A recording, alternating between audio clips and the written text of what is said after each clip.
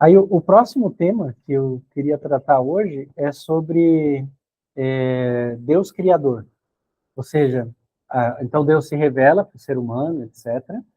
E aí agora a gente começa a ver, né? A gente vai ter uma série de aulas. Na verdade, a gente já teve essas aulas antes, né? Aqui a gente está retomando, fazendo o círculo, né? A gente começa a ver a questão de Deus como criador de tudo, né? Então, é muito importante que a confissão de fé, o credo que a gente fala, né? Creio em Deus Pai, Criador, Deus Pai Todo-Poderoso, Criador do céu e da terra, etc., né? Que o credo, ele começa falando sobre Deus Criador. Mas não é só o credo, a própria Bíblia, se você pega o livro do Gênesis, o que começa contando? Começa contando a criação, Deus criando. Então, o fato de Deus ser o Criador é muito importante, né? E, de fato, isso acaba, de certa maneira, respondendo aquelas questões mais fundamentais do ser humano, da sua origem e do seu fim. A nossa origem está em Deus que nos criou. E a igreja, ela, na teologia, ela sempre distinguiu bem duas coisas. Uma, o ato criador de Deus, e outra, a própria realidade criada. Então, o ato criador de Deus, Deus em si, esse não é criado, né? É incriado, digamos assim. Não é, ele não faz parte da criação. A criação é o mundo como a gente vê, o mundo material e o mundo espiritual. Deus criou os dois, né? Mas não criou a si mesmo, não faz parte desse mundo. Então, a gente não pode, por exemplo, veja, uma consequência direta disso. A gente não pode, com as leis da física, querer averiguar Deus. Por quê? Porque Deus não faz parte das leis da física, né? As leis da física são parte do mundo criado, do mundo material criado, inclusive. Tem ainda o mundo espiritual, o mundo dos anjos, né? Então não tem como a física saber de Deus, né? Não faz o menor sentido isso. A primeira, outra coisa muito importante, né, que o catecismo lembra quando fala como Deus criador, é que a criação é obra da Santíssima Trindade. Não é só de Deus Pai, é também do Espírito Santo e de Cristo, né? Geralmente, a gente, quando pensa na criação, a gente vai pensar em Deus Pai, né? Não vai pensar em Jesus criando o mundo, no Espírito Santo criando o mundo. A gente vai pensar no Deus Pai. Assim como quando a gente pensa na redenção do mundo, a gente pensa no Deus Filho. E quando a gente pensa na santificação das pessoas, no caminho de busca da santidade, a gente pensa em Deus Espírito Santo. Mas o que a igreja ensina é que todas as obras ad extra da Trindade, ou seja, para fora, né, que saem da Trindade, são comuns às três pessoas da Trindade. Então, significa que todas essas obras que eu falei, a criação, a redenção, a santificação, elas são comuns a três pessoas da Trindade. Embora a gente atribua mais a uma ou a outra pessoa, as três participam sempre, né, dessas questões todas, né? Isso não gera uma contradição com o fato da gente pensar normalmente em Deus criando o mundo, ou Jesus redimindo o mundo, coisa assim. Então vamos lá, vamos aos pouquinhos aqui. Vamos pegar o credo e vamos quebrar ele em algumas partes para a gente ir interpretando isso, né? Então, creio em Deus Pai, Todo-Poderoso, Criador do céu e da terra. Eu estou falando um credo, tem um outro credo, né? Tem dois credos, um mais longo, né? Sendo constantinopolitano, né? Que é mais longo, né? O texto aqui usa esse mais longo para fazer. Então, ele fala, por exemplo, Criador do céu e da terra. Deus criou o céu e a terra. Então, lá na Bíblia, lá no comecinho, em Gênesis, está falando, né? No princípio criou Deus os céus e a terra. O que quer dizer essa frase? Muita coisa. Por exemplo, que quando a gente pega o verbo criou, que está aqui, se a gente for pegar o original lá em hebraico, né? É um verbo que diz o texto aqui, é o verbo barra, que significa, é um verbo que tem como sujeito sempre Deus. Não tem outra pessoa que pode ser sujeito desse verbo barra, porque significa que só Deus pode realmente criar. O homem e a natureza, a gente transforma as coisas, mas só Deus pode criar, só Deus é criador de fato, né? Criador em sentido próprio. Em latim tem um termo que se usa bastante para falar sobre isso, que é ex nihilo.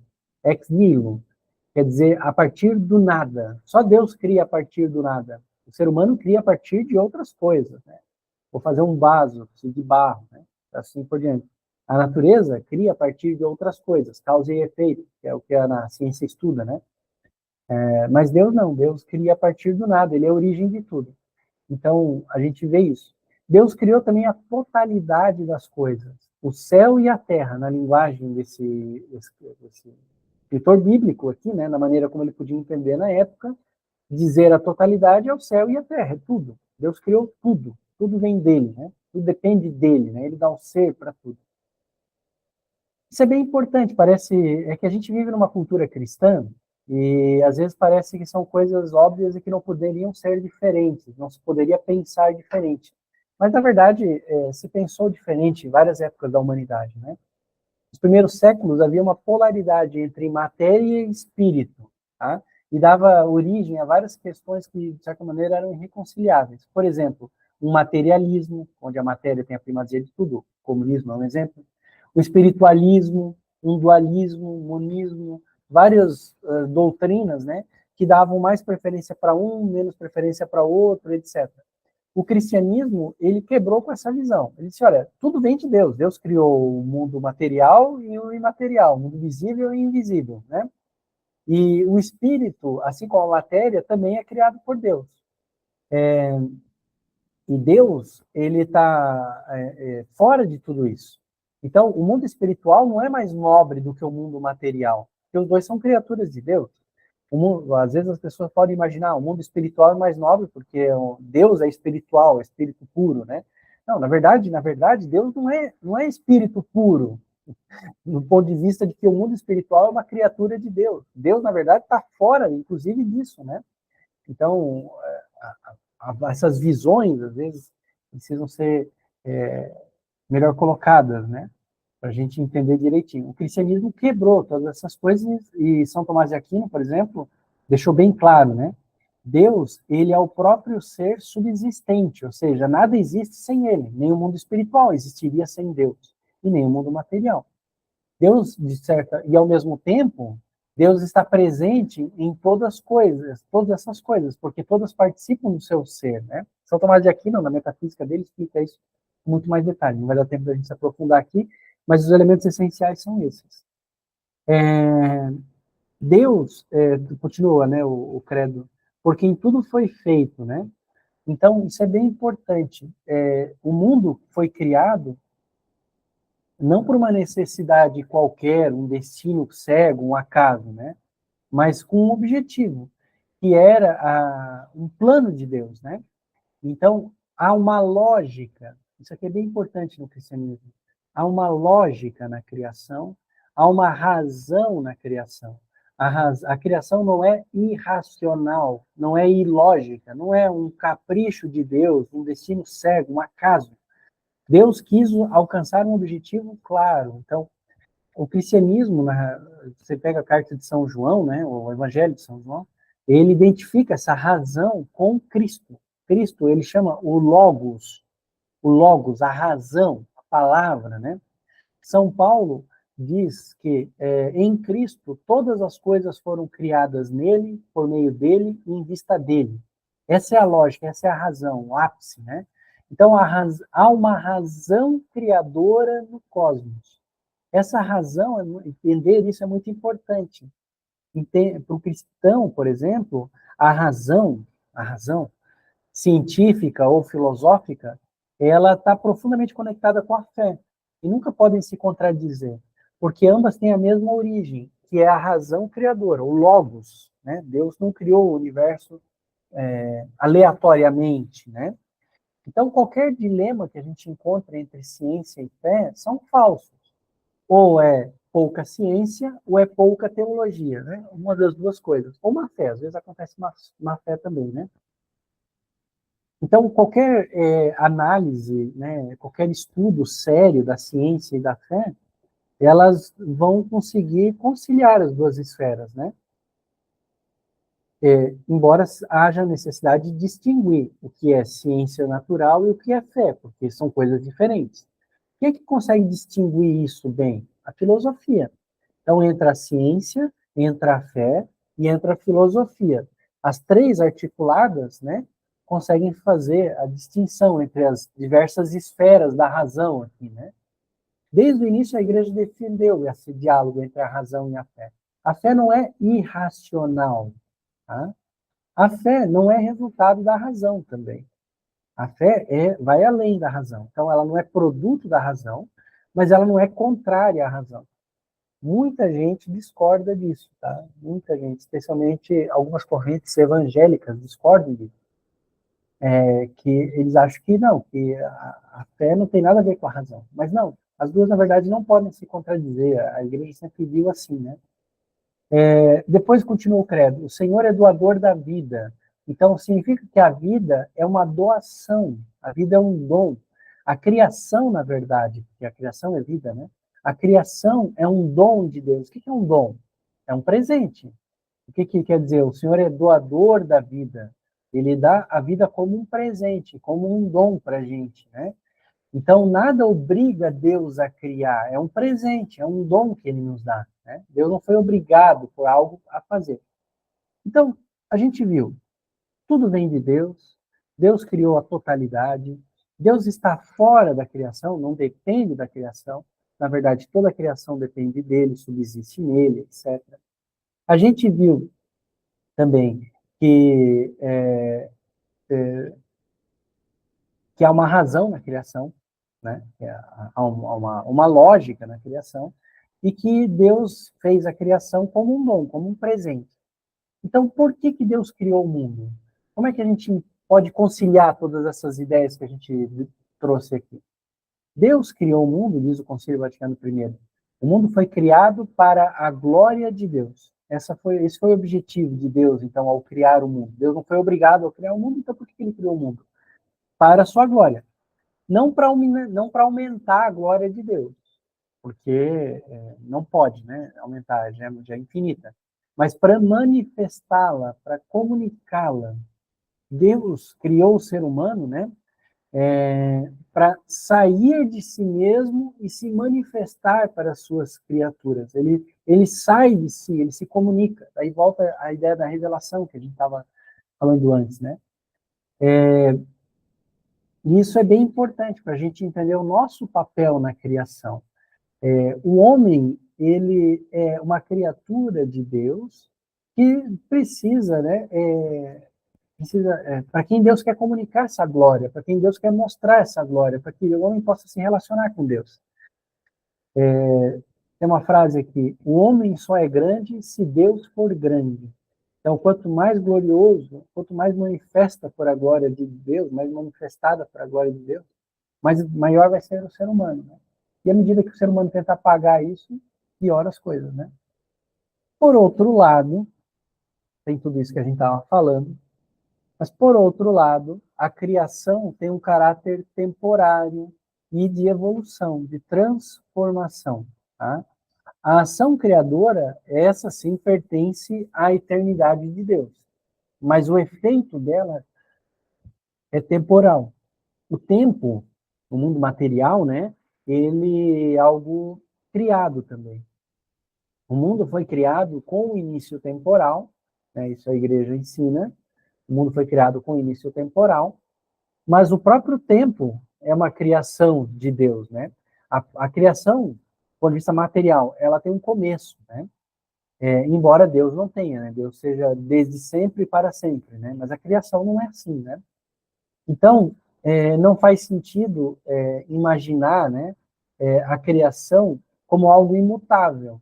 Na verdade, essa visão temporal, da temporalidade dentro da criação, ela é muito mais conciliável, sempre foi entendido assim, como a criação como algo dinâmico. Né? Na física, a gente entende bem o que quer dizer dinâmico, né, Marcos? Na física, dinâmico quer dizer algo que evolui no tempo, que se transforma no tempo, em contrapartida do que é estático, do que não muda no tempo, né?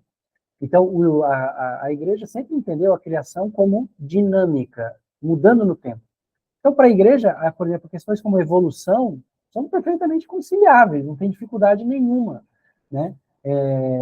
Seria, na verdade, esquisito para a igreja como se fosse tudo imutável, né? Então, a gente entende que isso seja assim, respeitando as várias, de novo, aquela questão da ciência e fé, respeitando as várias esferas aqui, né?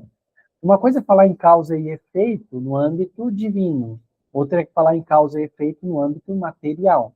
Então, o fato de que o ser humano e os seres vivos são consequências de uma cadeia de causa e efeito, não tira, não gera conflito com a ideia de propósito divino, tá?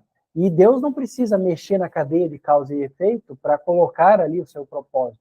Porque se ele precisasse, a gente estaria misturando de novo essas esferas de maneira inconveniente, errada, tá? Então é possível conciliar. Embora não seja nem um pouco fácil para a gente imaginar como fazer isso, né? Precisa de muito estudo, muita elaboração para isso. Né? E um outro aspecto importante da criação é que a criação está intimamente relacionada com a salvação. Deus não criou o ser humano para depois destruí-lo. Deus criou o ser humano para que o ser humano se relacionasse com Deus para sempre. E aí entra a ação salvífica de Deus na história do ser humano. O ser humano, ele se rebelou, e Deus quer que a gente se salve, né? Então, mas ao mesmo tempo, queria que a gente tivesse a liberdade, né, de escolher essa salvação, a liberdade de escolher Deus, né? E essa dinâmica de criação e salvação, ela, de certa maneira, está até manifestada na maneira como Deus faz a criação. Deus criou o mundo, diz a Bíblia lá no começo, né, em 7 dias. Essa é uma imagem obviamente figurada, é óbvio que não foi, né, tudo criado em 7 dias, né, mas é uma imagem que traz algumas verdades. Quando a gente fala em imagem figurada, a gente quer dizer uma imagem, uma figura, ou seja, ela traz algumas verdades. Uma fotografia não é alguém de verdade, né, mas ela traz uma figura, ela quer ela quer trazer para a gente traços que são reais de uma pessoa que não é real aqui nessa fotografia, mas é real esse caso, essa pessoa existe ou existiu, e o que a fotografia traz para a gente são coisas reais dessa pessoa. Criação em 7 dias é uma fotografia, é uma imagem, que quer trazer coisas reais para a gente. No caso, ela quer trazer, por exemplo, a imagem de Deus trabalhando e depois descansando no sábado, que tudo é um ápice, encontra como ápice esse descanso em Deus, esse estar em Deus, esse repousar em Deus, né? Esse é o ápice. Mas o sábado, ele não é só o dia de descanso de Deus, né? O sabá, né? O sabá também é o dia que antecede ao 8º dia, que é o dia da ressurreição. Então, a própria criação, ela está conectada nessa forma de ver com a redenção, com a criação, com a salvação de todos os homens, né? Então, a gente sabe que o ato criador de Deus, ele também é salvífico. Ele exige, e para que ele seja salvífico, ele exige uma resposta do ser humano, né? O ser humano, ele precisa amar a Deus, né? Lá no comecinho, né, no Deuteronômio, né, no comecinho da Bíblia, fala: amarás o Senhor teu Deus com todo o teu coração, com toda a tua alma, com todas as tuas forças. Então, esse conhecimento, essa admiração do poder de Deus como Criador, né? Ele deve despertar no nosso coração uma vontade de se relacionar com Deus e uma também humildade de se colocar na posição de criatura diante de Deus, né? Isso é uma vontade de conhecer a Cristo, né? E isso, gente, para finalizar, é interessante porque pode ser, inclusive, muito usado como ferramenta para um diálogo comum com aquelas pessoas que não têm fé ou as pessoas que não são cristãs. E, de fato, a gente experimenta isso, né? Você falar sobre a natureza, sobre a grandeza do universo, sobre a grandeza das leis da natureza, sobre a complexidade da vida do ser humano, de tudo, isso sempre desperta nas pessoas um sentimento de transcendência. É isso que a gente está falando. Esse sentimento de transcendência é uma admiração, uma reverência a alguma coisa que é muito maior do que isso que a gente está vendo, que é Deus, né? Quando a gente olha assim o mundo criado, a gente espanta com a grandeza, com a maravilha desse mundo criado. E isso acontece mesmo entre as pessoas que não têm fé ou não são cristãs. E é isso que eu quero dizer, ou seja, pode ser pode ser um excelente ponto de contato para uma conversa, né, com essas pessoas, para encontrar objetivos comuns também, né, para trabalhar em conjunto, né, pelo bem da humanidade, né, falar dessas coisas. Bom,